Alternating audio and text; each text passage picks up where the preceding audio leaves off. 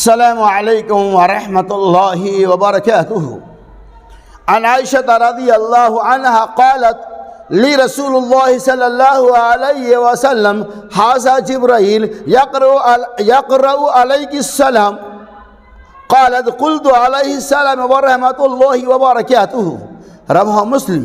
ماں عائشہ رضی اللہ تعالی عنہ کہتی ہیں رسول اللہ صلی اللہ علیہ وسلم نے مجھ سے فرمایا، یعنی میرے لیے کہا کہ عائشہ یہ جبرائیل امین، ان ھذا جبرائیل، بے شک یہ جبرائیل امین ہے، یقرأ علیک السلام، جو آپ کے اوپر سلام بھیجتا ہے۔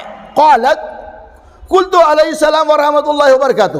ماں عائشہ رضی اللہ تعالیٰ عنہ کہتی ہے میں نے بھی کہا کہ اس کے اوپر بھی اللہ کی طرف سے سلامتی، رحمت اور برکت نازل ہو۔ اس روایت سے پتہ چلا کہ آپ اپنے بھائی کو غائبانہ سلام بھیج سکتے ہیں، جس طرح سے ماں عائشہ رضی اللہ تعالی عنہا کو اللہ کے نبی صلی اللہ علیہ وسلم نے غائبانہ سلام کہا کہ جبرائیل امین نے آپ کو سلام کہا ہے، تو ماں عائشہ رضی اللہ تعالی عنہا نے بھی اس کا جواب دیا کہ علیہ السلام ورحمۃ اللہ وبرکاتہ۔ اس سے پتہ چلا کہ آپس میں ہم ایک دوسرے کو سلام غائبانہ بھیج سکتے ہیں، یعنی وہ موجود نہیں ہے لیکن آپ یہ کہہ سکتے بھائی جا رہے ہوں، آپ ان کو ہماری طرف سے سلام عرض کر دینا، سلام پیش کر دینا، اور یہ سن لو اگر آپ نے اقرار کر لیا ہاں میں سلام پیش کر دوں گا، اگر آپ نے سلام جس کے نام اس نے بھیجا اسے آپ نے سلام نہیں بھیجا، پیغام سلام کا نہیں پہنچایا، تو آپ خیانت کرنے والے میں شمار کیے جائیں گے، چونکہ آپ ایک امانت دار ہو گئی۔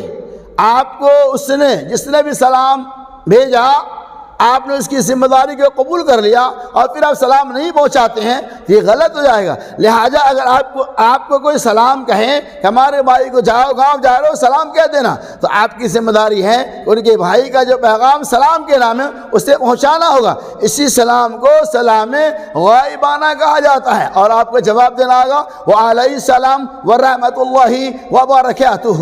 اور بعض روایت آتی ہے کہ علیہ السلام علیکہ وعلیہ السلام، یعنی آپ کے اوپر بھی اس کے اوپر بھی سلام ہو۔ اس حدیث کا خلاصہ یہ ہے کہ سلام غائبانہ جائز ہے، اور جب وہ کوئی سلام کرے تو آپ اس کے سلام کا مکمل جواب دو، یعنی وعلیکہ وعلیہ السلام ورحمۃ اللہ وبرکاتہ۔ اللہ تبارک و تعالی ہمیں سلام غائبانہ کو قبول کرنے کے ساتھ ساتھ شریعت مطہرہ کی روشنی میں اس سلام کا جواب دینے کی توفیق رفیق عطا فرمائے۔